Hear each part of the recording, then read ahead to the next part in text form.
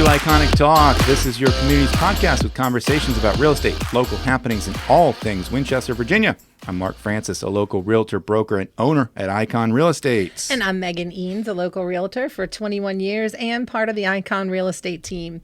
Mark and I are so excited to share everything that we love about Winchester, Virginia with you. We want you to be an informed, savvy real estate consumer in today's ever-changing market. Yep, if you want local knowledge, you've come to the right place. Well, it's another week. It's another episode. I'm excited. This is episode 67. It is. For yes. Iconic Talk. I know. It's really cool. And here it is November. And it's been what, in the high 70s and 80s. So can I just jump right to it, because we're talking about November is Gratitude Month, right. And we're talking about what you're thankful for. I'm going to beat you to the punch. I am grateful for the amazing spring-like weather that we're having right now, right here in Winchester. That's what I'm grateful for. Oh, dang it. Gotcha. You did. So what did you do this past weekend? I don't think much of... No camping? We had no camping this weekend. I will be going camping actually with a friend of mine who used to work with our guest that we have coming up here. We did an interview with. I'll be camping this weekend. We do a Friendsgiving camping trip. So we'll do like Thanksgiving dinner at like 2:00. We'll make all the turkey and the fixins and stuff, and we'll do that while we're camping. Cool. So it's really fun, and I'm really fingers crossed that the weather stays nice, but I think it's supposed to be yucky and rainy. Yeah, we shall see. I'm not totally convinced it's going to get too yucky. I'm hoping and praying that it's not, because this coming Saturday in a few days is my son's state cross-country race. Oh, and that's so right. They have recently won districts and they won regionals the week before, and now they're maybe ranked second in the state, and there's a high chance that they're going to be in the runnings for the team to win the states. So that is what I'm anticipating. And yeah, we're hoping that the rain tomorrow is going to hold off, and maybe Saturday will be okay. So we shall see. Fingers crossed. We'll keep our fingers good luck crossed. to him too. I saw that you guys had senior night. And we had senior night last week, or senior day at the Hanley football that's game. True. That was an amazing football game, by the way. So go Hanley. They it was an amazing up and down roller coaster game. James Wood is their rival, and they were losing 16-0 in the third quarter, came back and took the lead, gave up the lead, were down by 10 points with 3 minutes left, came back and tied it, and then in overtime won, and Hanley beat James Wood in football. So for all you football local buffs out there, that was an impressive game. And I was there because, it was senior day for my son Pierce and that. My other son, though, continues to do stuff at Shenandoah and is almost a part of our affiliate with every show, because he does dance and he does stage management. So he's constantly busy.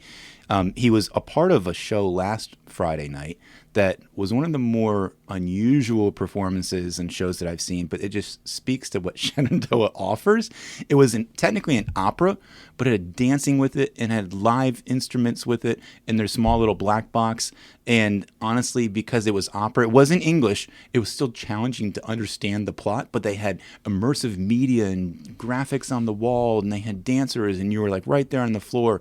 It was like high level quality, and just again an unusual performance that you wouldn't get anywhere else. Definitely, you wouldn't think you'd get in a small town like ours. Yeah, and so he did a great job, of course, as dance, and so I'm biased about that. But yeah, just again, Shenandoah is where they have all kinds of opportunities to just, if you're bored on any given night or day, there's probably a performance or something like that you can go to, whether it be music or theater or dance or recitals even. I mean, I popped in on one of his like dance recitals. I was a parent, obviously, but you can go check things out. It's and then the sports teams. Anyway, there's all kinds of cool stuff, which leads me to our guest. So I've been wanting to have him on for a while now, and our calendars have eventually and finally aligned. And the partnership that Shenandoah University gives to our community, I think you'll find fascinating with our conversation.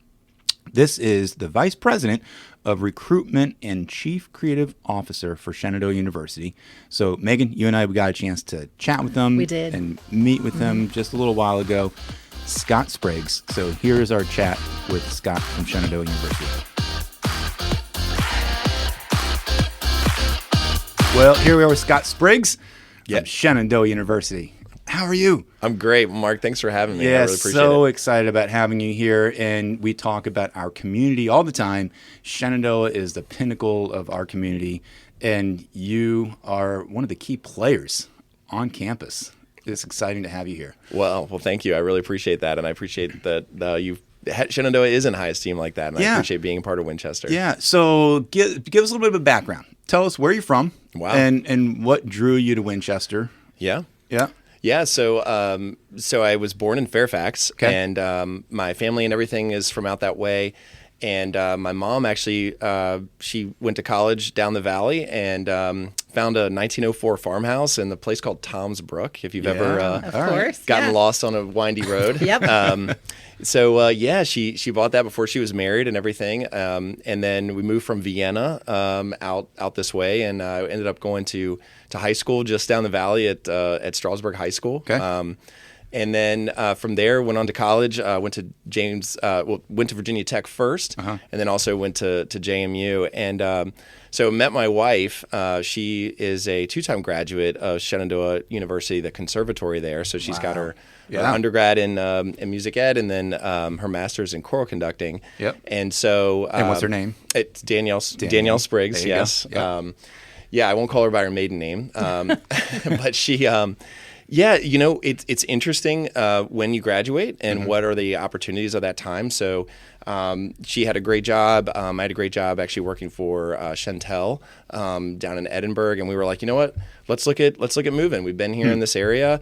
But then, of course, the housing market started to take a dive. We owned a place in Winchester, bought when the market wasn't insanely high, but started to go even higher. And we thought, wow, look at this great investment. And then, as everyone thought. So what year are you talking about? Yeah, here so for this is like in the 2007. Yeah. Most can guess like 6, 7, Yeah. when you felt like you had to do something because you were going to be priced out. Exactly. And we were looking to move, we were looking at houses in Shawneeland and like, what was it, the Wild Acres or whatever that. Yep. Mountain Falls, Wild Acres. Yeah. And we were like, are we really going to have to live out here? I might as well go back and live in Tom's Brook. Right. So we got a townhouse and everything, but it, as things kind of took a turn for the worst, we felt we had good jobs, we had good opportunities, and so we stayed local. I mean, there was some job offers I got in other places in Texas, and we were looking in Raleigh-Durham area. But it was one of those things where I was like, when we would travel someplace, I would go, okay, yeah, but you know what? It's not like this. It doesn't have this element. Yeah. And I was like, sure enough, my parents really understood Virginia is an awesome state. It's a very, it's financially solid state. There's a lot of different revenue contributors. There's the agricultural piece. They've invested in technology for many, many years in business. And then, of course, we have the largest, seaport, one of the, for shipping and those types of industries. And so it was that whole ecosystem and the growth that's happening. So, so my wife, being in Prince William County teaching now for 17 years, they've built like a new high school, every 3 or 5 years, there's been a new school going up. Yep. So a lot of opportunity. And then I think, we're seeing that right here at home in Winchester, and just how much it's changed in that time period has been remarkable. So you went from Chantel, then so doing marketing. Yeah. I'm assuming? So I started there. My degree is in graphic design. Okay. And so when I was in college, I graduated high school. It was year 2000. So I was doing a lot of web work personally, doing graphics work, just infatuated with that. Loved it. I was lucky to get a Game Boy for Christmas when I was a kid. And I remember staring at it really closely and like, look at these little dots, and they like make everything happen. So I was really infatuated with that. So you're one of those guys like, how does this work? Exactly. You're playing those games and you're thinking to yourself, not just being for the enjoyment, you're like, wow, how do they make this work? And the graphic design and the colors and the game systems of it. Yeah. And how can you do it better? And how can you do it better? And how the story works and all those things, which I was super interested in. And I'll just say that, when I was in school, doing web work was, and in fact, I was told, great, come to the program and everything. And then I was doing C++ programming, and I was like, yeah, this is great and all, but I really want to do front end and all of these visual elements that are interactive. And my advisor told me that it wasn't going to be a viable career. And when I paused, and had a panic attack, and I was like, where? Okay, I thought this was supposed to open my mind. I thought the tagline at this school, and for those who are listening, I don't know, invent the future. So I thought, I'm in the wrong place. So I ended up transferring. I found an independent study work, actually, and then graduated from James Madison University. And but in that time, there were very few people doing what I was doing. So I was at Chantel's, doing design work, had a great team of guys I worked with. We rebuilt Chantel.com. And then rebuilt it again after a couple of years. A lot of iterations were happening. And actually right here in Winchester, there was a team that was downtown. They were in the Bright building called Squidoo. And it was a company that maybe you know Seth Godin. He actually owned that company and was running that. I remember that. Yeah. And so we actually used to do some group get-togethers, some guys in technical backgrounds. It was called Refresh. And so we would meet up, talk about what was going on.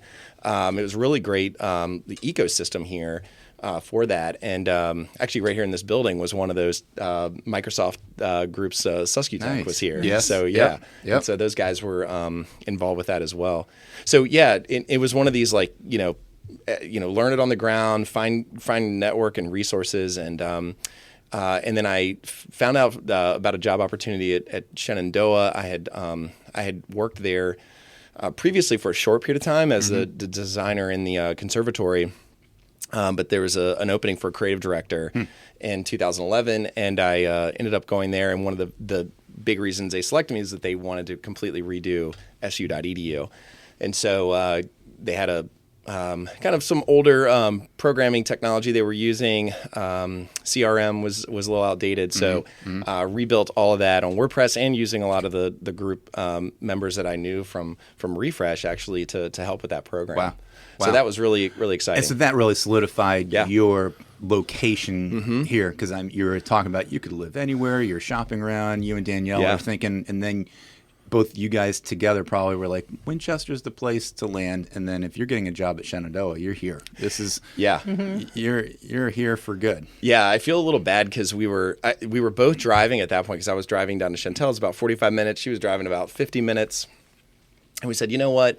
Why don't we look for a place and we'll move closer to where you work? And what happened was I got the job at Shenandoah, and I ended up working. We moved, so we sold that original townhouse, moved downtown, and what's now Sexy Mexy. We lived upstairs there, Nice. And I ended up going from driving 45 minutes to walking around the block to the Bowman building, going to work. And so feel a little guilty about that. I do feel guilty about that. I do feel guilty, but that was definitely solidified that. And that's the thing. I mean, the Shenandoah community inside of the Winchester community is pretty remarkable, because this area has a lot of different aspects to it that I think people don't understand the multitude of industries that are right here. So, there's manufacturing arms, but of course we have the hospital, the huge regional hospital where people come from the tri-state area. And then you've got, kind of long-standing agricultural pieces, things like that. So it's all right here. Right. And then you've got this university. And so inside the university, Shenandoah has over 200 areas of study, which is sort of hard to believe. I went, going to a bigger universities and D1 institutions, you sort of expect that. But to get it in a small package and to have, a top-ranked physician assistance program, 16th in the nation, along with a world-class conservatory, and you can actually talk to people from those areas. It's not inaccessible. They're not, stuck in, behind the dean's doors and that kind of thing. It's a very approachable community that you can touch. And just physically, one of the things I talk to parents and students about is like, yeah, sure, you can, look at the big institutions. There's a lot to offer there. The question is, can you actually access it? Like, big campus, a lot of people to navigate and move between. But in Shenandoah's at Shenandoah, you can actually physically move your body across campus. You can you can be a nurse and be on the field hockey team, because you can leave class, change, and go to the field. And it's going to take 7 minutes to walk. It really fits the mold of what Winchester's all about. The small town vibe, but you have a lot of different amenities. Yes. Shenandoah is the same thing. Small town school, small college with plenty of different amenities. University, by the way. Thank you. Yes. Thank you. A true university. See, I remember I grew up here basically, and I remember when it was just the conservatory, and it was, you'd go. I have a lot of fond memories of going there. I remember teaching or taking piano lessons there, and just, having recitals at the chapel and things like that, and it just being so small. And then now, like all the hotels that used to be in the area and restaurants, they all have Shenandoah University signs on them because the school has now purchased them. So the growth is amazing. Yeah. So, I want to get to that a little bit. Good. I was just going to say, well, how many students do you have at the school now? Yeah, so we're right at that 4,200 mark. So we're that 4,000 students, just a little north of that, and we're 50-50 undergrad and graduate. And I think that's very unique. A lot of schools certainly have some graduate programs, maybe that are our size, but to have a 50-50 mix of undergrad and graduate. It really shows sort of our strength in those professional outcomes. So students will come to undergrad knowing that their sights are set on those graduate degrees, or they're not quite sure of that. So, and we've got a fair number of fast track programs. So these abilities to add a health degree onto your undergraduate major and complete both your undergrad and that degree to get your master's in 6 years. We also have that MBA. We have a 4+1 as well. So the ability to finish fast and have access to those graduate level work while you're an undergrad student is a big thing that we do. And the growth in programs. When I started, I think we had 90 programs, areas of study, and now over 200. Wow. And so we're our president, Tracy Fitzsimmons, she is she's big on being a first mover advantage type of institution. And I think that is what really differentiates us from kind of the rest of you think of, oh, that's a small school. And typical small schools, I would say they might have 60 programs or 40 programs. And we have more than that just in the conservatory alone, like you were talking about. So, and we've got our conservatory is not just music; it's music, theater, and dance, and that's also something you don't find. And then the ability to cross-pollinate between programs. So, we have a dancer who's actually she's doing dance and she's doing cybersecurity. Wow. And so those types of things, it's not uncommon to find a triple major. We had two on our women's basketball team that they were ODAC champions and they had the highest GPA also in their group. Cool. And so that's the kind of thing where you can focus intensely on your areas of study, but you can also do other avenues at the same time and graduate in 4 years. I mean, there are some special students there. And I know you've also got programs that are out there for the general public, like career switcher programs that the school does also. Yeah, career switchers is a great one. People who are looking to say, you know what, I want to be in the classroom, I want to teach, and so I've got 20 years of accounting experience, or I've been working in business, or I've been, just doing something else that I want to be a teacher now. And our Career Switchers program is a huge one. And we do those programs all over Virginia. We teach in various places to make those happen, not just here in Winchester. Yeah, and we also have an accelerated second degree nursing program, which is really huge, where and this is true. I've interviewed a woman, and she was an accountant, and she's like, you know what? I always thought about being a nurse, but then I had my first child, and I was like, the way that experience went, and that was here in Winchester.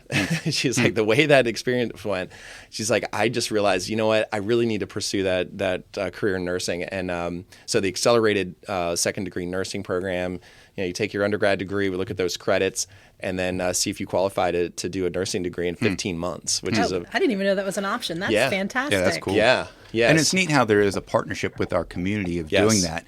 And you mentioned the president, Tracy Fitzsimmons, and I know that she has kind of, from the outside looking in, a grandmaster plan of continuing this growth and continually kind of being a part of the community. And your role, you're not just being a web designer anymore. Right. You've moved up the ladders now to where you're this vice president of recruitment and chief creative officer. Yes. So share with us two-part question, kind of what your current role is, and then how that fits with the bigger picture of the growth and the vision of the university. Yeah, no, I appreciate that. So I really think about our team as we're the face and the voice of the institution. So all of the external communications channels, from the website to social media to our media relations, to when someone greets you when you come into the admissions office and gives you a tour from our students. All of those external pieces come from my team, and very grateful for the team that we have and their stewardship of that. And to me, all of that is brand and how that feels. And brand is every single aspect of what you convey as an organization. Right. And so we're in charge of stewarding that brand. And that's something that I take, pride in a big way, because it's Shenandoah, but it's also representative of our area and those students and all the graduates we've had for over almost nearly 150 years. We're about to celebrate that 150th anniversary, which is incredible. So that responsibility, I think is, I'm very prideful in how the university looks and shows itself and continues to do that well. So that's a big part of what we do on a continual basis, and changing and communicating who we are in the marketplace. So what is our differentiation? How are we different from a school that might have a nursing program? And like, for example, ours is direct admit. So how do we tell that story to say, you're going to have an actual nurse as your advisor, you're not going to be over here in general advising, and you're not going to have to apply to nursing school maybe in your sophomore second semester year to see if you get in. Like we select you year one, we give you the pathways and the tools for that. So a big part of that too is the human to human connection at the university, and we're really big on that. And I think continue to infuse that into everything we do. We do know our students by name, and I think it's important not only when you step on campus, but what about the technology that we reach out to you with? Yeah. How does that personalize as well? So we're going through kind of a look at sort of in retrospective, where's the university been? And we've got this 150th year benchmark that's coming up, so in 2025. And so that's the sesquicentennial. And if you can, say that word 3 times faster. No, thank you. I will not try. I have Shenandoah swag to give you for that. But I'll try later off the off mic. Off mic. Yeah, so we're really looking at who we are, and then looking to forecast not only what do we want to be, but what's really the market looking for, and how's that taking shape. And so part of that is in what we've done for decades is experiences that go kind of above and beyond for students. So there's this time, right? You're leaving high school. You're exploratory in nature. That's really a time in your life when you should be really trying to figure out how do I want to grow and be as a human here. And college is a place where that takes you take sort of the driver's seat of that responsibility, and you step away from your home life, and some of those types of opportunities come your way. So we do experiential learning, I think, at a high level. And another example is we have this global citizenship project where students write a single-page essay about why they want to travel the world, and they get selected, and that's done by a blind committee. And so students travel, or they go to countries that they never would have thought they've been to in their entire life. It's an amazing vacation experience over spring break. And learning experience, not vacation experience. Full disclosure, I'm waiting the release for this coming Wednesday of where that GCP travel is going to go. I have direct impact. My wife is selected to be a part of that. Exciting. So it doesn't mean Mark knows more than he's saying. It doesn't mean that I'm going to go, but I just get a chance to vicariously live through her of what these experiences are. So I didn't know that. Wednesday is going to be the reveal of where these different trips are going to go. Yeah. We have high expectations because of for a whole week. Yeah, spring break. Okay. Yeah, so the student, it's all paid for by the university for the student, and so what happens is they write the essay. There's a committee, blind committee selection that's done. And then when that happens, they release the number of people who were selected. So they say, this group, about 60, 65 get selected. And then they don't tell you where you're going, and they don't tell you who you're with. So then this event on Wednesday Mark's talking about, they bring all the students together. They come. Students, faculty, and staff. Yes, so I'm not saying that she's getting some sort of free pass. She had to do the same thing, submit the essay and qualify as a faculty member to be able to go. Yes. Okay. Yeah. So so this event takes place, and so they call up the presidents there. They call up the group leader, and then they say, and they'll be accompanying, and then they say all the names of the students, faculty, and staff who potentially there. They'll realize as they stand there who they're going to be with, and then they reveal the location. And I'm equating it to World Cup because on Wednesday, the same day, the teams are releasing who's on the World Cup. I love it. So it's kind of like the same vibe of like, you know that you qualified for the World Cup, but like who you're going to play and where you're going to go and all that kind of stuff. I love it. It is Yes. World Cup level. Yeah. It's totally World Cup level. I love it. But we have big expectations because it's been COVID the last couple of years. Right. So some of the travel has been limited. Right. And now travel plans are a little more open. Yes. And we're hoping that there could be some fun That's places. exciting. So Yeah. that's just one example. That's just of one example. how the school is engaging with not just the community, but providing an experience for students and even faculty and staff to learn and to grow in some other part of the world, which is kind of cool. Yeah, the global learning and global perspective is like a foundational part of our core teachings. It's woven into general education, and what we have is our first year student seminar. So when you come on campus, not only do you learn about navigating college, but there's this world perspective and view, and that's I think that coming of age and understanding you might, no matter where you came from and where you what sort of opportunities you had in your region, now you get this broader landscape, and there's we're very deliberate even with how who your roommate might be. So we look at that and some schools, they'll put all the business majors together. And we think that's a really missed opportunity. I mean, to have... I would feel the same way. Yeah. And that happens. So and we talk about that too. So if your roommate, you might have musical theater, you might have a nurse, you might have someone who's education, a business. And then that way, again, it's all part of that mingling at that level. And then, of course, this global level as well, which we think is really critical. So let's finally, just kind of as we wrap up, I want to talk about our local community. Wrap up? Gosh, is it already there? Well, but just... Do we have to, Mark? We don't have to, but for our listening audience, these are people who are working and have families and have jobs here in our local community. What can they glean out of this conversation of what does Shenandoah have to offer, not just to the students, but to the community, and how can the community partner with Shenandoah? So just give some examples of what that can look like. So plenty of examples. Just if you're at home and you're like, gosh, is there anything going on tonight? I mean, look at the events calendar of the university. So, I mean, whether it's a performance, sure, we have those. Most people probably think about that. There's over 300 a year. But we also have, competitive sports teams that are at a high level. And again, this is accessible. I mean, you're talking, it's college level sports play, which is right here, which is excellent. But we also have a number of speakers that come in that are just incredible that you should keep an eye out for. And so those are some things I think at that sort of base level.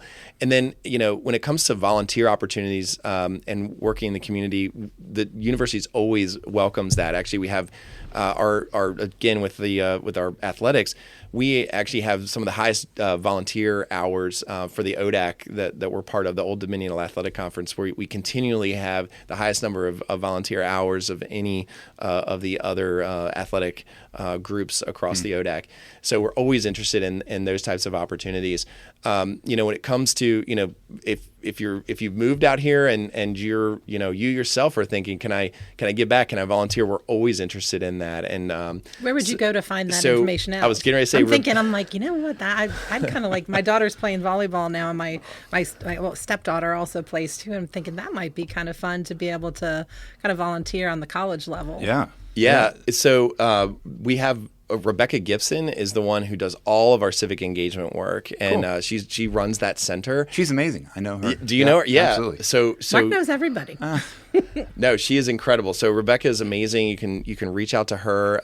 She's always looking for opportunities. She's doing a big push now, of course, getting students getting registered for vote, getting them absentee ballots, things like that for them, and so that's a big piece right now. But we're doing some Toys for Tots drive right now, which is happening. So if you do have a toy and you want to take it over to the university, we're contributing in that in a big way, and we do some other work with Salvation Army and some other things right this time of year. I would also, going back to the conversation we had about just kind of almost second career or just taking courses and classes, there's all kinds of cool opportunities for that. Plus, I've been able to tap into the school for interns. Yes. Through the business program. Absolutely, and Mark. We've had a few amazing people come to our Icon real estate office to help us with that. Even part of like some of their summer curriculum programs, and I had to sign off on reports for what people have done, and so you can tap into the school from that way too. Internships are amazing. Our career services department always looking for that, and having that regional is excellent. And we have, again, great businesses and landmark companies that are headquartered here in Winchester. So students looking for those opportunities, we're happy to talk about that. And there's a lot of flexibility there as well. And I would also, if you don't know, Shenandoah has been in this community. We moved here in 1960, and came from Dayton here. But one of the things that has also been part of this growth is we've done some economic impact studies. And the thing is, Shenandoah contributes over $150 million to the Winchester region on every year. So, when you think about the other teams that are coming here and they're staying overnight, they're bringing their buses here, the games that happen, we hosted the regionals for baseball last year, and those are teams coming from, out of state and everything else to this area.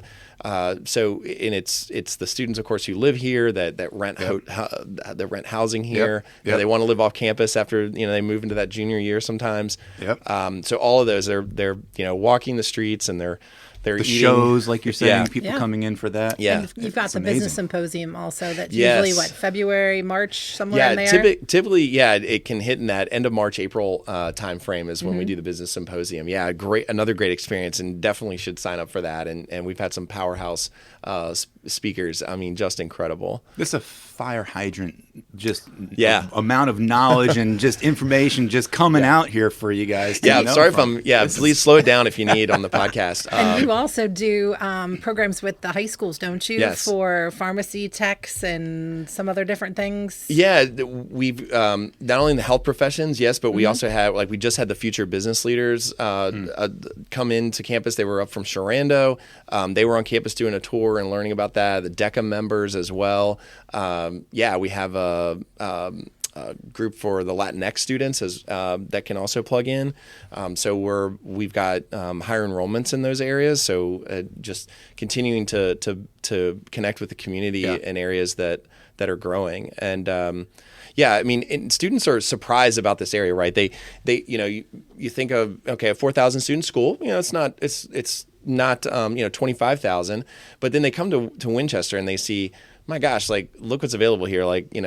Number one, there's a Starbucks. That's awesome. I can walk to it. And I can walk to it. Yeah. Yeah. But also, just the culture and the mindset in this space is also, I think, very surprising too. And we're not far from the Washington area, but I would say the mindset of this space and being friendly and open and those doors being open is something that I think surprises them. They've not experienced that necessarily in their background, and they love it. Yeah. So. Well, it is great. And I don't want to wrap it up because we can keep talking forever. No, that's fine. Let me hit you with what we have our guests. Oh, wow. Oh, yeah. We have what we call 5 iconic questions for each one of our guests. And I've got no preparation for this. No prep. This is what makes it amazing. So off top of your head, just first thing that comes to mind. So first question, number 1, what is one of your favorite restaurants in town? Wow, that is hard for me to narrow down. Yep. My goodness, this is tough because I feel like I'm going to break some hearts out there with an answer. Man, this is hard. I would say, I love going to Water Street.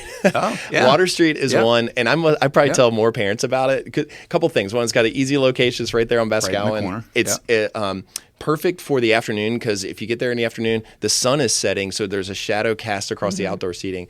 Then you can feel like you can be healthy because you can order like Brussels sprouts, which actually are made with, I think they're made with bacon. So I don't know if they're that healthy, but you kind of feel like you're eating healthy while you're eating like the Lucy double cheeseburger. Sounds which like is you know the definitely menu pretty well. Yeah, I do know it pretty well. Downtown, Walking Mall. Question number 2. All right, what is something you love about your neighborhood? Oh my gosh. So I'm very fortunate. We live on Courtfield Avenue. We stalked that street. Actually, Dave Spence, little shout out for Dave. Yep. He was our realtor, and he said, I'll keep an eye out for you. He said, it's going to be very tough to get on the street. And sure enough, we got on that street, and we live at the top of the hill in Cecil. So if you want to come by and say hi. But the Yellow door. Yellow door. That's it. Yellow door. I love the people on that street because we were the youngest couple when we moved in, and the oldest couple brought us over this little pitcher of juice and was like, we were the youngest couple when we moved on the block, and handed it to us. And I thought, well, I guess that's it. We've got to carry the torch. Cool. So we have to be the oldest couple handing it to the. So I guess we're there for another. Yeah, we're there for another 80 years. Great spot. There you go. Question number 3. So you've kind of already touched on this, but just in a nutshell, why is Winchester such a great place to live? It's got everything. I mean, I think if you're a family, you're building a family, it's got all of the trappings of that. It's easy to see. But if you're a young professional, I think it's got the same amount of access. Meeting other young professionals looking to build a life in a community together, that is amazing. I mean, that has changed over, I think, 20 years. It definitely has changed. Definitely changed. I think that the opportunity here, the access, you can just talk to people. They want to talk. They want to say hello. And we're, my street is changing a little bit. I've got 2 people who moved from Arlington, and they're blown away. In fact, I think they get startled when people say hi to them. They're not used to that where they come from. So, so I love that. I love that. Question 4. Where do you meet or spend time with new friends in Winchester? Or old friends? So the newest place I would say the Vibrisa over here. Vibrisa has been a nice place to just go hang out, meet people, kind of show them that space. But also too, my neighbor's got a great fire pit. So we're in town, but it's town, but it also has this nice like outdoor vibe. So I love it. Neighbors. Love it by the I love it by the fire pit. Last and fifth, and sometimes the most difficult. And my favorite, actually. What is one of Winchester's hidden gems? What do you think people don't know about that you think is something they should know about that is really cool? And it can be anything. Wow. There are so many things that flood through my mind. I think, okay, this is from a driving standpoint. I almost don't want to share this. A hidden gem is how to cut from downtown back to campus or on that side of town. Oh, which way do you go? So you go Pall Mall, you cut Pall Mall, and you go under the bridge. Yes. So if train isn't very often, but that's a hidden gem that I drive through there, and people are like, "What is this?" And I'm like, "Yeah, this is like, I don't know, this is the way George Washington went." I That's an amazing hidden gem. I had to come to the office that way this morning. The road was closed The road off. was closed. Road was closed. On Yeah. Millwood. So more people are learning about it. But I would say the trails, the MSV trails, maybe they're not as like not unknown, but that is a beautiful gem that the museum opened up. Those trails, there's like 5 miles of trails back there, and lovely time to walk, take your kids, bike. And it's a great, as part of the bigger Green Circle Trail too, you can kind of cut through there, which is nice. Yeah. Well, Scott, you're amazing. Man, I didn't even get to talk about marketing and anything else, but we can do that next time. So many things to touch on again. That's why we need to have you back. Yeah, I'd love to be back. There's so many cool things to continue to talk about, but Shenandoah is doing a great thing on not just on campus, but for the community. So absolutely, come by and see it for yourself. Absolutely, I'll just say you've been a part of that growth. I can see. Well, so thank you. Thanks for being here and for what you're doing in the community. Yeah. And I know that you'll come back eventually. So I would love it. Yeah, we'll have you back again. Hear all about it. Absolutely. Does Mark have does he whistle the theme song now? Is that it? Oh, can you? Nope, I do not have that theme song in my head. I'm sorry. But yes, thanks, Scott. Well, Scott has tons of information. That was fun. He was sad that we shut him down. I could have let him keep going on for another half hour. But we almost did off mic when we were done talking with him. He really has got a lot of great information, and I would love to have him back on again, maybe in the spring. I think we could, and we should. And one of the things that he mentioned that he didn't get a chance to get to, just part of the partnership with the community, is that they contribute over $150 million to the community each year.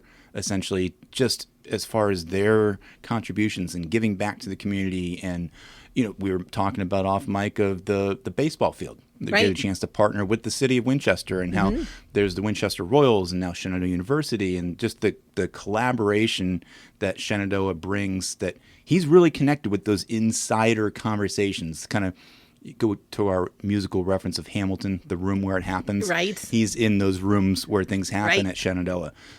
So to pick his brain on like that partnership, that's definitely impressive. I loved hearing about all the different things that they're involved in. It's not just undergrads or postgrads. I mean, they work with high school students. They work with, people that have been in careers for, 15, 20 years, and you want to switch jobs. They've got all sorts of opportunities that you can take advantage of, or just take classes, or the different events that they have just for, a Friday night activity to go see a play. I mean, of course, we know about the summer music theater that the college does, but yeah, it was fascinating. Yeah, but I learned, it was interesting to hear his progression, and where you can go from just, getting a degree to then getting a job at Chantel, and then liking kind of the video game kind of stuff, it seemed like, and the graphic design, to now really being a key player at Shenandoah, being a vice president, and kind of this recruitment and branding person that he is. I can appreciate, because I know for branding as a company, that's important. And you can really feel his passion for the university. Yes. Well, we'll have him on again. So, Scott, thanks so much. And let's share a little bit about what's going on in the community. Okay. As we always do at the end of each episode.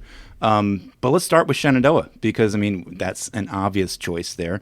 So I know you're looking at, there's some sports activities They happening. do have some sports activities. There's a cross-country race. There's going to be a football game and a women's basketball game. They look like they might be home this weekend. All this weekend, yeah. And there's actually just some cool musical performances. All looks like in the Armstrong Hall.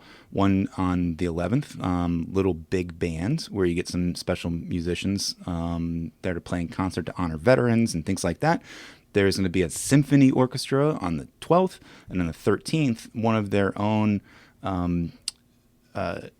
professors, faculty members, Alexander Bernstein, is to be presenting an entire classical performance ranging from Beethoven to Brahms and you name it, and variety there, piano. So there's going to be all kinds of cool options if you are into sports or theater at Shenandoah this weekend. Let me correct myself. It does look like the basketball game is going to be here, but you can actually see live stats or the live video on their website for the football game. It's going to be against Washington and Lee in Lexington. Okay, that's fine. You can still go so there. You can watch it, participate. Go there. Yeah. But other many things. options. What other things are going on here in town, in the area outside of Shenandoah? So other things that we have going on, we've got the Virginia Gourd Show and Sale coming up this Saturday and Sunday at the Museum of the Shenandoah Valley. There's also the 6th annual Honoring Our Veterans Blood Drive. That's going to be Friday on November 11th, which is Veterans Day, from 8:30 to 2:30. Blood donors and local veterans can receive a free Gore's sausage and gravy breakfast or a fresh off the grill Gore's burger lunch. Wow. We're going to have all kinds of giveaways and prizes, and that's going to be at 4305 Middle Road at West Oaks Farm Market. It's so fascinating. Again, every weekend. Right. Every weekend there's something going on. There's food, there's drinks, there's activities, and it's always different locations, different places. Right. And of course, tomorrow is going to be Veterans Day. Yep. So we do want to thank all the veterans that have served our country, currently serving. We definitely appreciate it. Yep. No, I can't let you get off the hook. I did not let you finish your thought on what you're thankful for. I was hoping. So let's end our episode with Megan's thankful moments. Well, actually, I'm going to add to that moment. Let me say I'm thankful for the service for my 2 sons that are serving in the Air Force. There you go. Love it. Awesome. And thank you for raising 2 amazing sons that are doing that. You're welcome. Thank you. Yes, just it's a love been my honor. fest here. Yes. Well, thanks for joining us on this episode of Iconic Talk. We hope you learned something from today's episode. Look forward to sharing more with you next week.